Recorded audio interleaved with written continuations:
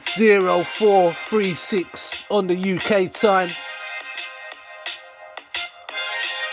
Welcome to JTV.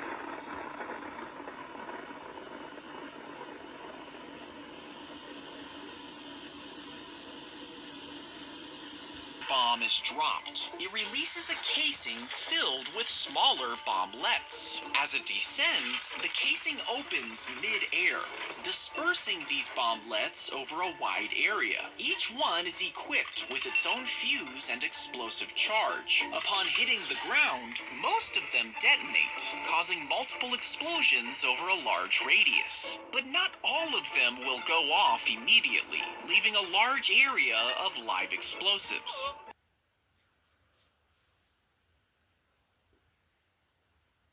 Up again with Dockery. Marvin has arranged to meet up again with Dockery, who used to work the land there. How you doing? You're the man to show me where Comfort Hall is. Yeah, man, yes. Bumpy road. Yeah. Left turn. Turning left here. Yeah, left turn here. Uncle, these are the gates of Comfort Hall. Yeah, this is the gate here.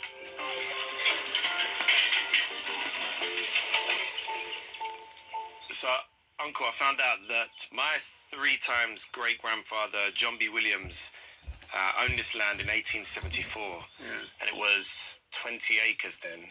How big is Comfort Hall now? I suppose that's grown.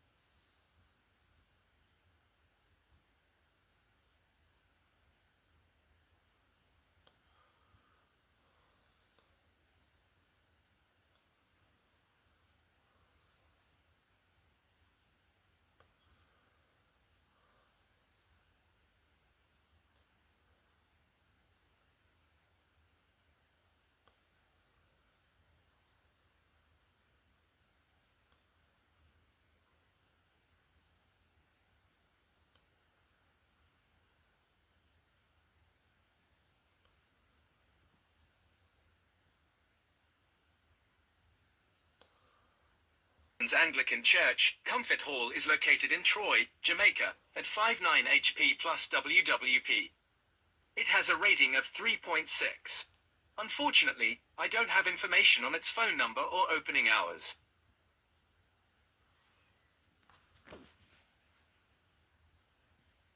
That my 3 times great-grandfather, John B. Williams, owned this land in 1874, and it was 20 acres then. How big is Comfort Hall now? I suppose that's grown 80 acre. 80? 4 times the amount. Is it still in the Williams family today, this hall, yeah? Yes. And is it still being used for any farming or? No, not today. So it used to be in a lot better condition? Yeah, so that people just come in with goat feed, cow. They treat them, they now take over. So the grass dead out. Yeah. It seems such a shame to have such an amazing piece of land and it's not being used to its full potential.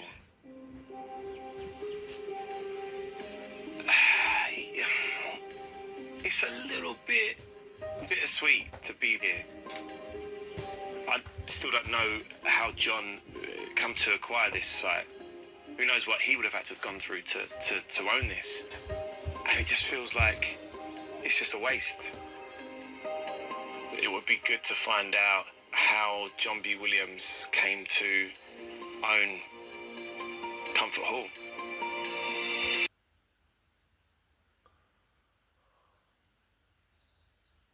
Available. Here are some facts about the Williams family in Jamaica and the origin of the name. Origin of the name. The surname Williams is patronymic, meaning it originated from a male ancestor named William. The name William itself comes from the Old German names Wilhelm and Wilhelm, which became Guillaume in Norman French. Following the Norman conquest of 1066, William became a very popular personal name in Britain for a time. The surname Williams was first found in Breconshire and Monmouthshire on the English-Welsh border.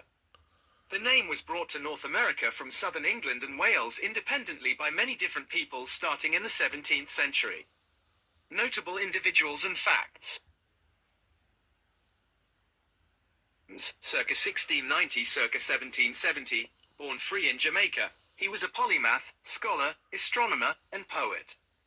He is considered one of the most notable free black people in Jamaica and is believed to be the first person of African ancestry to graduate from Cambridge University, though records are unconfirmed. He established a free school for free people of color in Jamaica. His family was free, property-owning, including land and enslaved people, which set them apart in Jamaican society at the time.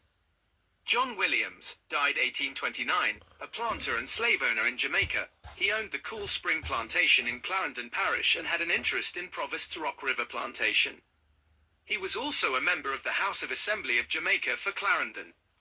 Joseph Stone Williams, circa 1778 to 1836, a planter and slave owner in Westmoreland, Jamaica. He owned several estates and was a custos rotalorum of the parish and assistant judge of the Cornwall Assize Court. He was also elected to represent his parish in the House of Assembly twice. Fayval Williams, born 1958, a current Jamaican politician, she is the Minister of Finance and the Public Service and the Member of Parliament for St Andrew Easton. She is the first woman to open the budget debate in the Jamaican House of Representatives. Rannie Williams, 1912 to 1980, a renowned Jamaican dramatist and comedian. He was a pioneer in Jamaican theatre and radio, known for his character, Mas Ran, and his performances as Brer Anansi. Brian Williamson, 1945 to 2004, a Jamaican gay rights activist and co-founder of the Jamaica Forum for Lesbians, All Sexuals and Gays, J-Flag. He was a prominent and early openly gay figure in Jamaican society. This information highlights some key individuals and the origins of the Williams family name in the context of Jamaica.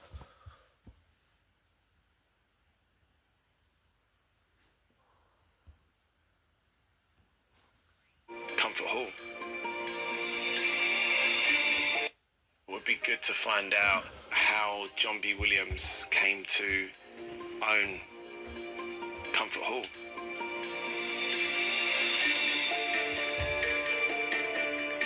Marvin has come to St John's Church, a couple of miles from Comfort Hall, to meet historian Suzanne Frances Brown.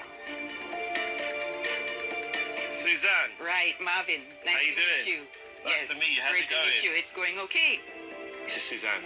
My 3 times great-grandfather, John Brown Williams, owned some land not far from here at Comfort Hall.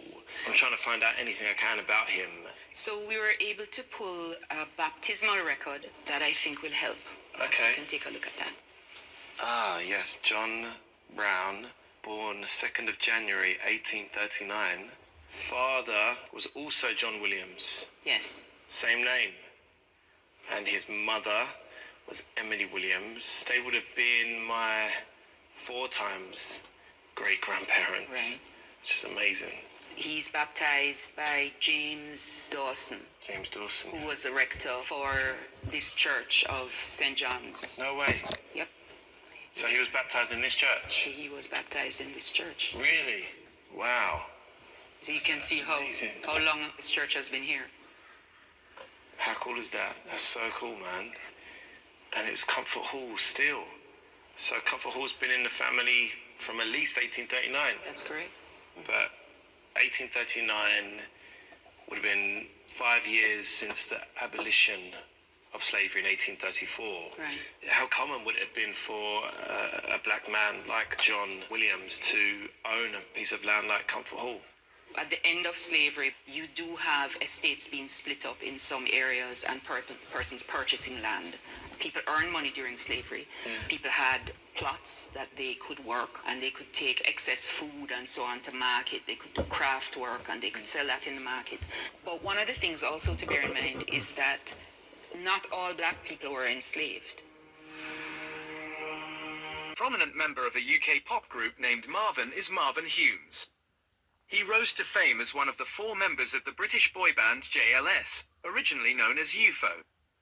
JLS were the runners-up in the 5th series of the UK talent show The X Factor in 2008. Here are some facts about Marvin Humes and JLS.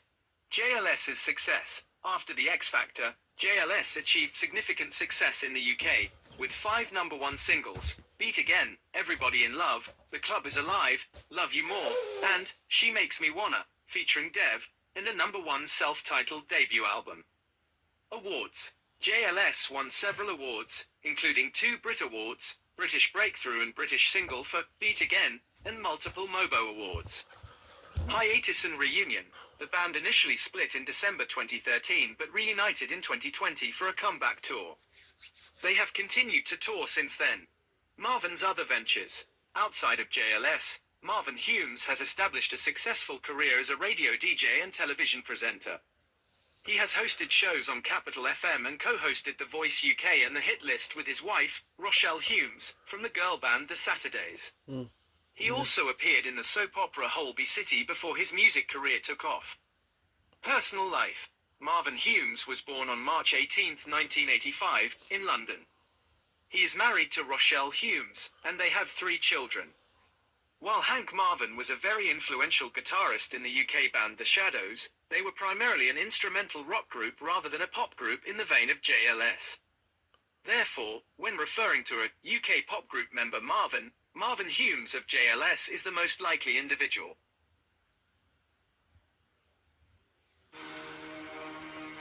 For over 150 years, the British transported African slaves to Jamaica.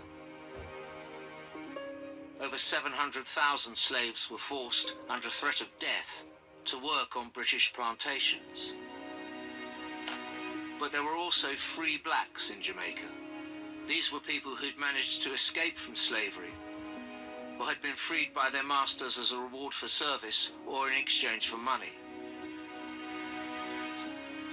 After slavery was abolished in 1834, many of Jamaica's black people bought land, including Marvin's 4 times great-grandparents, John and Emily Williams. Take a look at this document. Record of marriages solemnized in the parish of St. John, 1828, December the 28th. John Williams and Emily Brown were married by James Dawson, rector. In this church? There you go. No way. Yep. So James Dawson, rector. In this church? There you go. No way. Yep. So my 4 times great-grandfather John Williams and his wife Emily Brown got married in this room, in this church. In this very church. There you go. So they were This is parishioners. incredible, man. They were parishioners of St. John's Church. The likelihood is that in 1828, they're not actually It might not be free people. before even abolition or emancipation. Amazing. You're now my favorite person in Jamaica. That's amazing. Okay, so we do have a little bit more on Emily. Really? Yes, on your My 4 times great-grandmother. Record of baptisms, Emily Brown. There you go. Baptized November the 30th. 1828. And colour, Sambo. That feels like not a nice word to describe. Yeah, so there were a whole range of descriptions that were given to issues of color. You had someone who was black and you had someone who was white. If they had a child, that child was termed a mulatto. I would have been a mulatto. Half and half. Yes. Right? Yeah. And a mulatto is actually a word that comes from the Spanish word for mule. Right? So a horse and a donkey, you get a mule. It's not lovely. That's basically where it comes from. Now, Emily Brown is classified as a Sambo. In that time, basically what it meant was that she was the child of a mulatto and a black. So she's 1/4 white. So, am I right in thinking though that a relationship between a white man and a black woman in 1828 would have been, you know, not the normal thing? Well, not the way that you would have a relationship now. A woman in a less powerful position was, if you like, taking advantage of, whether that was rape or not rape in the strictest sense. Racial relationships in 1800s Jamaica were a complex issue shaped by the social hierarchy of a slave society, evolving legal statuses, and shifting social attitudes, particularly as the abolition movement gained momentum. Here's a breakdown of the key aspects. Social context, prevalence, miscegenation, primarily between white men, planters, overseers, and women of color, both enslaved and free, was commonplace, especially in the 18th century and continuing into the 19th century. This was often due to the gender imbalance of the white population and the power dynamics inherent in the slave system. Children of interracial unions. The children of these unions occupied an ambiguous social space. While legally considered enslaved if their mother was, some fathers provided for their education, often in Britain, or manumission. These mixed-race individuals often formed a distinct class, sometimes aspiring to the social status of whites. Social hierarchy and the color line. White Jamaican society generally frowned upon interracial relationships, viewing them as a blurring of the lines between slavery and freedom and a threat to the racial hierarchy. This suspicion intensified after slave rebellions. Shifting attitudes. Towards the end of the 18th and into the 19th century, particularly as emancipation became more likely, some white elites began to see educated mixed-race men as potential leaders in a post-slavery society, leading to a gradual rollback of some legal restrictions against free people of color. Legal status.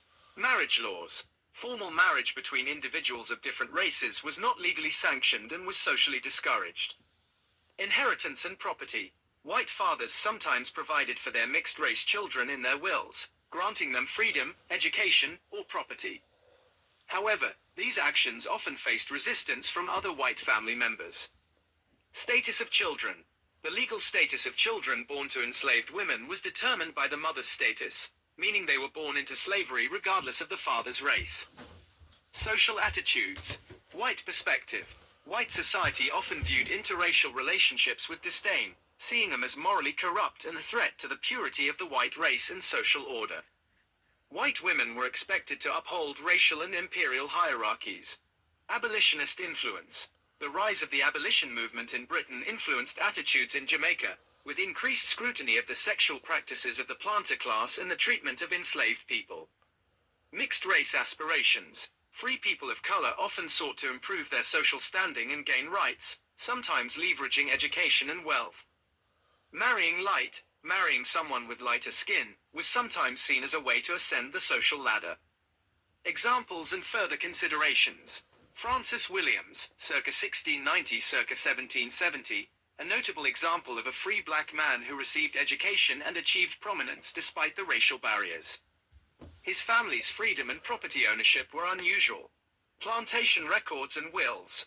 These historical documents sometimes provide evidence of interracial relationships and the provisions made, or not made, for mixed-race children.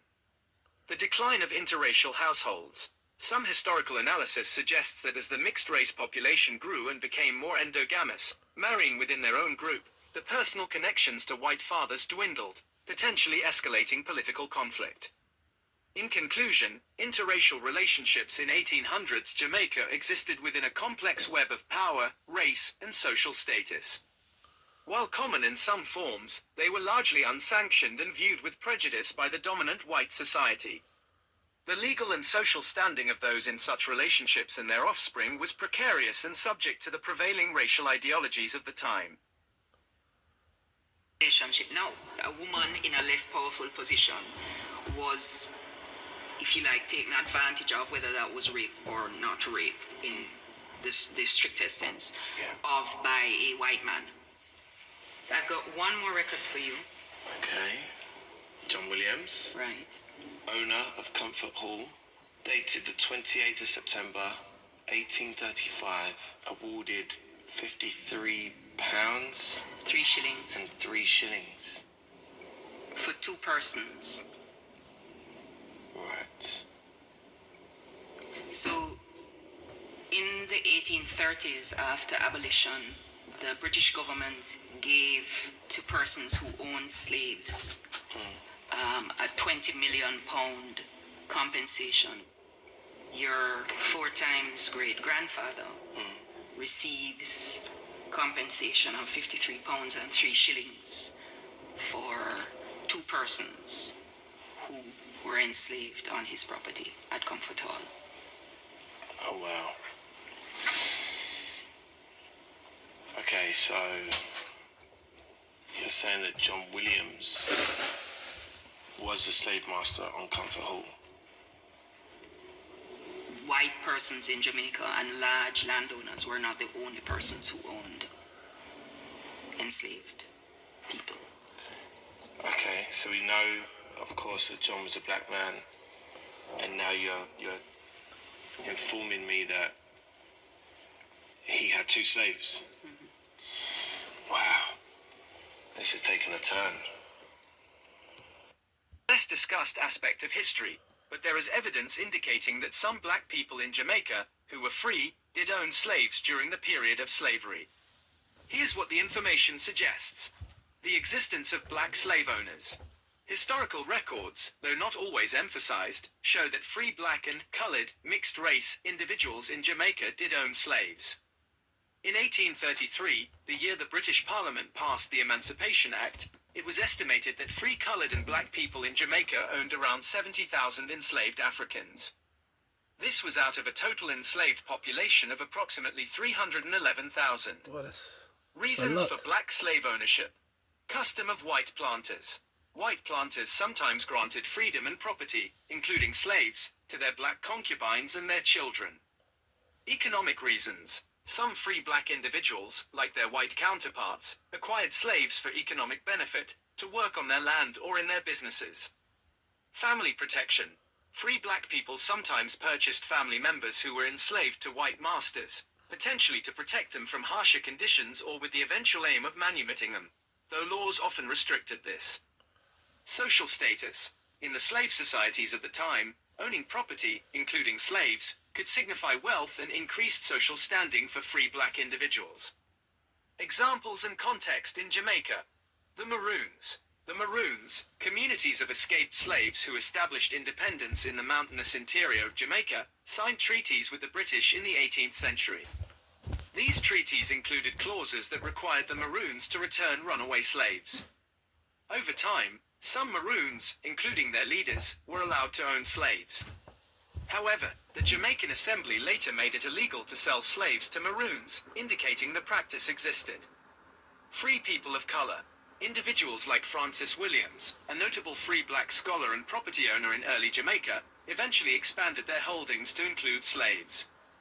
Wills and records. Wills from the period sometimes document instances of white individuals bequeathing property, including slaves, to free black women and their children. Comparison to other regions. The phenomenon of black slave ownership was not unique to Jamaica.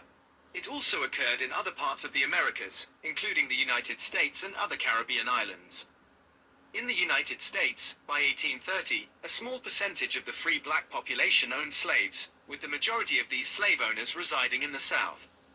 It's important to understand that while black individuals did own slaves, they were a minority within the slave-owning population, which was overwhelmingly white. The reasons for black slave ownership were varied and complex, often influenced by the specific social and legal context of the time.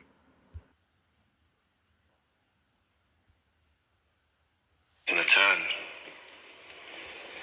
It's not simple. Life is complicated, there's no doubt about it.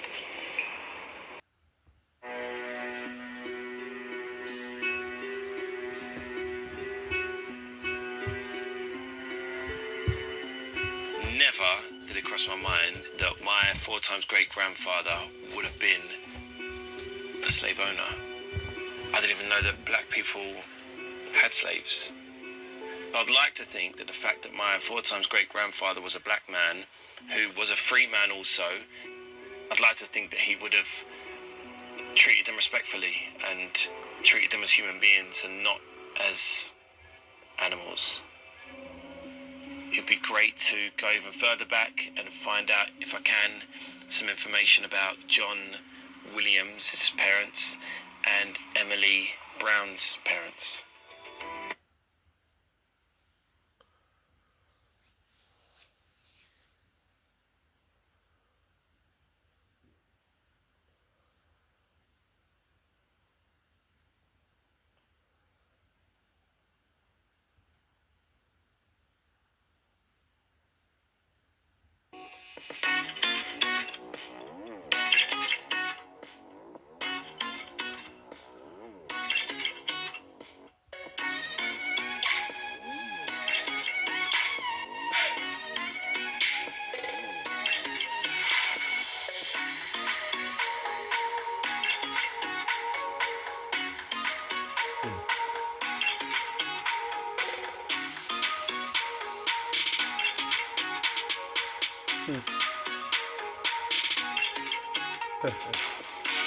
Hey.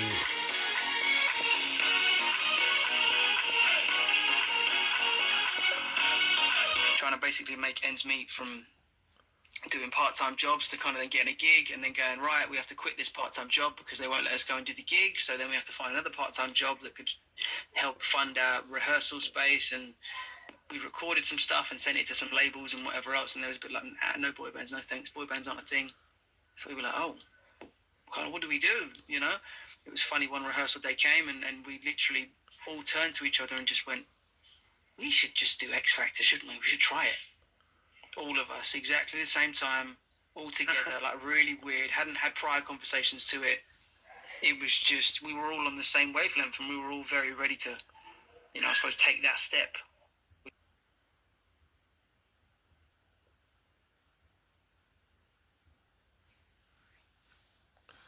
Thank you for watching.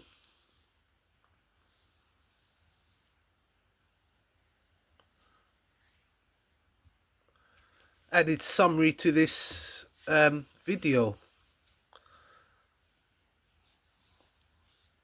The one thing that really stood out for me, oh,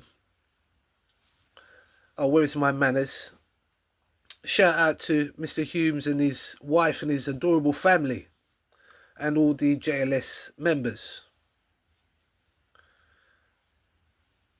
He said he didn't know about black people owning slaves.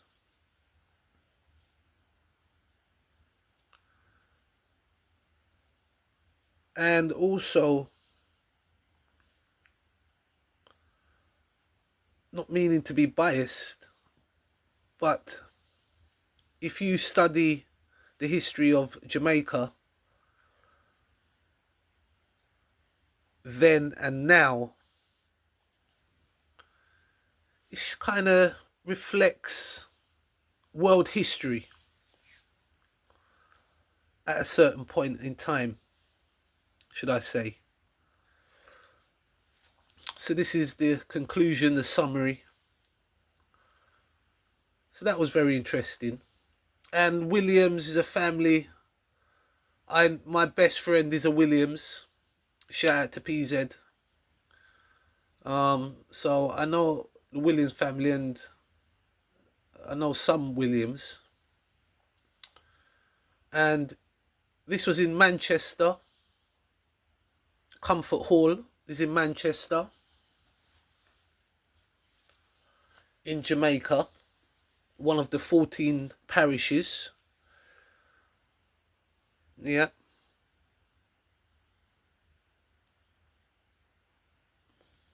And I think that's it. Any comments?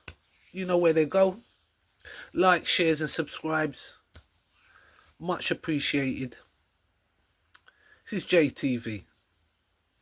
We're under my nose. I'm out.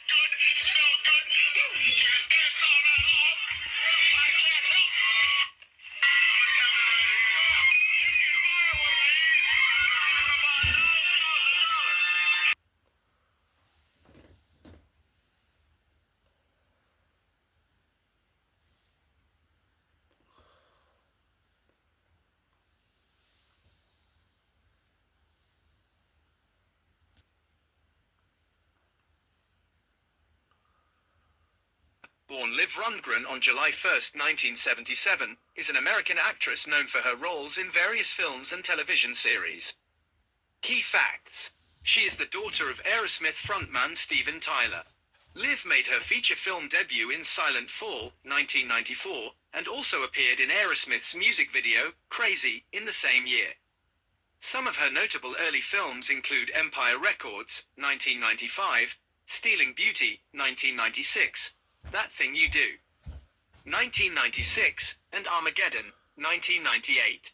She gained worldwide recognition for her portrayal of Arwen Undomiel in the Lord of the Rings film trilogy, 2001 to 2003. Following The Lord of the Rings, she appeared in films such as Jersey Girl, 2004, The Strangers, 2008, The Incredible Hulk, 2008, Robot and Frank, 2012, and Ad Astra, 2019. In television, she starred in the HBO series The Leftovers, 2014-2017, the BBC drama Gunpowder, 2017, and the Fox series 911, Lone Star, 2020. Liv has 3 children. Milo William Langdon, born in 2004 with her then-husband Royston Langdon, Sailor Jean Gardner, born in 2015, and Lula Rose Gardner, born in 2016, with her former partner David Gardner. Awards. Liv Tyler has received several awards and nominations throughout her career, including 1. Screen Actors Guild Award for Outstanding Performance by a Cast in a Motion Picture for The Lord of the Rings, The Return of the King, 2004. 1. Critics' Choice Movie Award for Best Acting Ensemble for The Lord of the Rings, The Return of the King, 2003. 1. Scream Award for Best Horror Actress for The Strangers, 2008. She has also been nominated for MTV Movie Awards, Teen Choice Awards, and other accolades for her work in films like Armageddon and Stealing Beauty.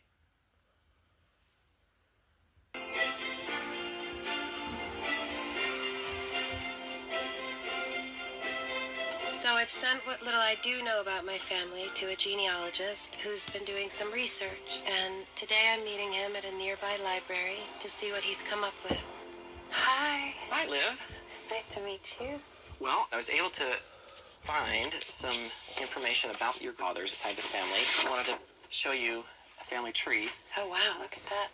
So there's my grandmother, Susan Blanchet, and my grandmother's mother, Bessie June, and then Robert Elliot. He was her father, and Robert Elliot's father was George Washington Elliot, and then George Washington Elliot's father was Robert J. Elliot. Okay. So this is great-great-great-great-grandfather 4 times. The name Elliot has several possible origins. English. It can be a pet form of the Old Testament name Elijah, through the medieval forms Ellis or Ellis, combined with the diminutive suffix ot. Scottish. It can be a late variant of the name Elwood. Scottish, Breton origin. Some believe it's a variant of the Breton surname Eloué, a habitational name.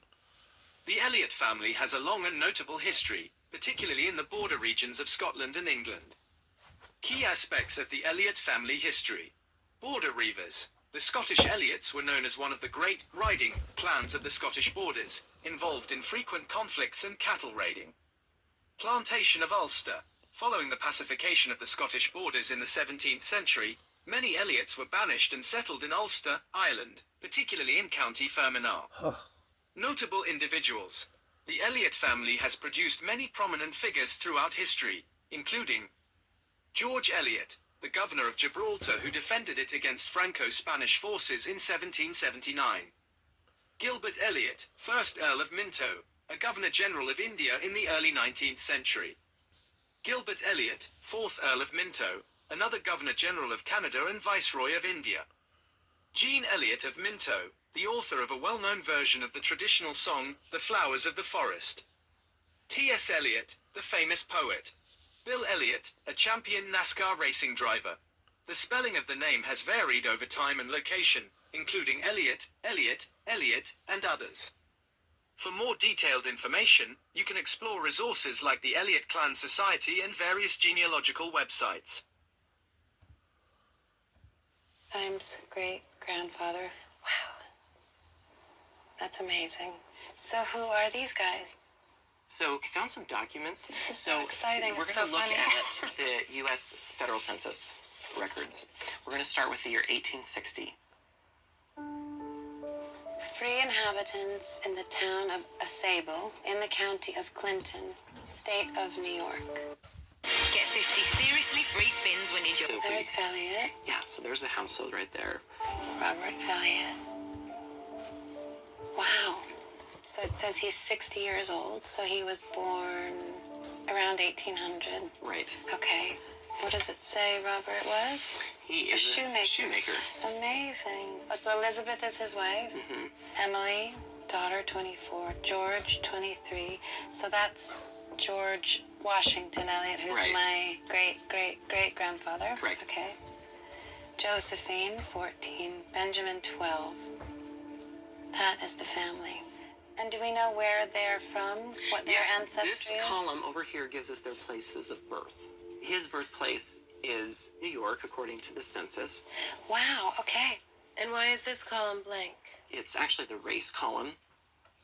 The reason why it is blank, a lot of times when a census taker was working in an area that was predominantly white, normally they would just note if a person was not white. Okay.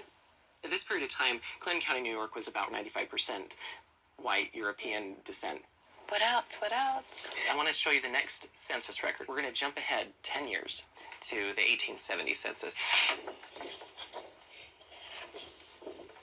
Okay, so this is New York. Mm-hmm. Okay, here's Robert Elliott, 69, male. Here, you'll notice the race column here. Oh, everything says white except for Robert Elliott says M. What's M? M was an abbreviation for mulatto. Okay. So mulatto is an old 19th century term intended to mean a person of mixed European and African descent. If you'll look at the way that the census taker, he's really emphasized the M. Yeah, it's much thicker. It's intriguing to me that we've got such a apparent attempt to make it obvious that he's of African descent. But going back to the 1860 census, 10 years prior, he's not recorded as anything other than white. But why was that if he wasn't white? This is Okay. the mystery here. Okay. We've got two different records here that give us differing information about his race. So we can't say for sure whether he does have African ancestry or not. And is this where you hit a wall? Can you go further back? Is there... For now, this is as much as I was able to find, but we know in 1870 he's living in Clinton County, New York, and so there's bound to be some more records about him in Clinton County. So we're on the hunt for Robert J. Elliott. Thank you, Joseph, so much. It was nice to meet you. My pleasure. Clinton County, here I come. Counties in the United States named Clinton County. To provide you with the most relevant information, please specify which Clinton County you are interested in. Here's a brief overview of some of them. 1. Clinton County, Iowa. Located in eastern Iowa. County seat, Clinton. Named in honor of DeWitt Clinton, the 7th governor of New York. Population, 2023 estimate, 46,158. Features the easternmost point in Iowa on the Mississippi River. 2. Clinton County, Illinois. Located in southern Illinois, less than an hour from St. Louis, Missouri. County seat, Carlisle. Named in honor of DeWitt Clinton, the 7th governor of New York. Population, 2023 estimate, 36,785. Notable for Carlisle Lake, the largest man-made lake in Illinois, offering many outdoor recreation opportunities. In 1960, the mean center of the U.S. population was located in Clinton County. 3. Clinton County, Michigan. Located in central Michigan, considered the geographic center of the state. County seat, St. John's. Named in honor of DeWitt Clinton, the 7th governor of New York. Population, 2024 estimate, 80,050. Part of the Lansing East Lansing Metropolitan Statistical Area.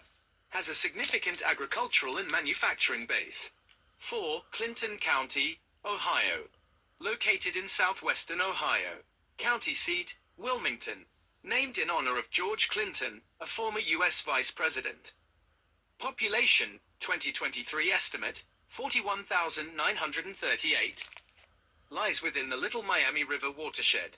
5. Clinton County, New York. The northeasternmost county in New York State, bordering Quebec, Canada, and Vermont, across Lake Champlain. County seat, Plattsburgh. Named in honor of George Clinton, the first governor of New York and later a U.S. Vice President. Population, 2023 estimate, 78,115. Features part of the Adirondack Mountains and numerous lakes and rivers, making it popular for outdoor activities. Historically a Republican county, but has leaned Democratic in recent presidential elections until 2024. Once you specify which Clinton County you're interested in, I can provide more detailed information about its history, demographics, economy, and notable features.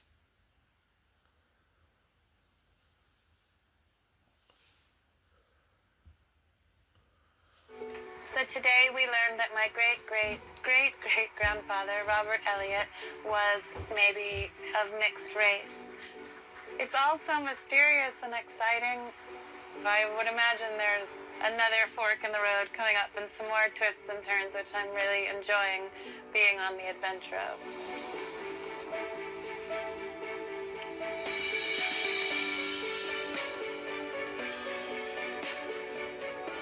The 1860 census said that my 4 times great-grandfather, Robert J. Elliott, once lived in Clinton County, New York.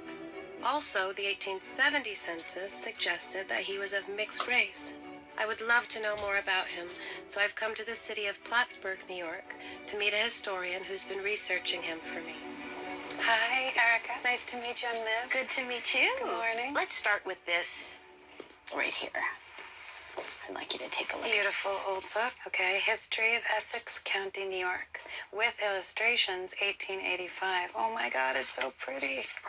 Robert Elliott was from Osable Village, which was sort of between Clinton County and Essex County. Okay. So what I've done is looked through documents in each of those places. Okay. Where am I going? There should be a marker in there I've put in for you. Let's take a scan and see if you see anything. Robert Elliott, a colored man, settled in the town at an early day. So this says that my 4 times great-grandfather was black or biracial? Right. Was he maybe half white and half black? We don't know. So what was it like to be a black man in that time? Was it in a community like this? Was it something you had to hide, or was I can't even imagine, because I grew up in New York City. Sure. In such a diverse community. Were they trying to kind of hide the fact that, do you think? Was he basically passing That's what I was away? trying to understand.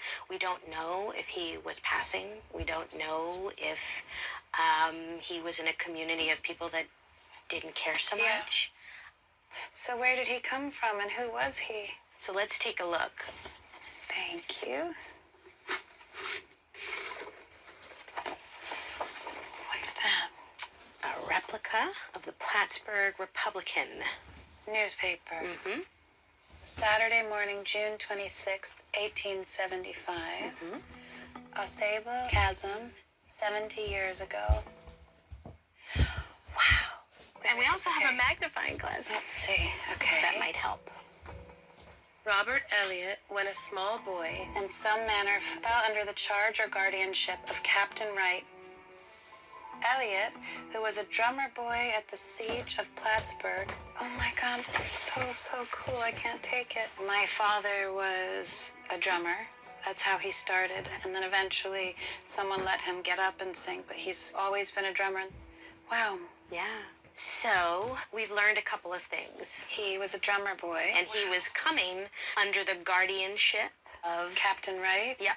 To be under the guardianship of someone meant perhaps you were an indentured servant. Okay. Especially as a person of color, as a mixed race. They sort of owned you? Was it like a purchase sort of thing? Or? For people who were enslaved, they were considered the property of another person until death. Okay. For indentured servitude, it was a little different. You typically gave over as a servant a certain number of years, and you agreed to serve that person. And typically, they'd give you shelter, clothing, food. Perhaps you learned a trade. That was a much better version for someone. Well, at least there could be an end in sight. So in 1799, New York begins to end slavery. And it says all people born to enslaved women would be held as indentured servants. Okay. Men up until the age of 28. So Robert Elliott could have fallen into this category. So that would have meant that Robert Elliott's mother was a slave and he was born in that environment. Very possibly.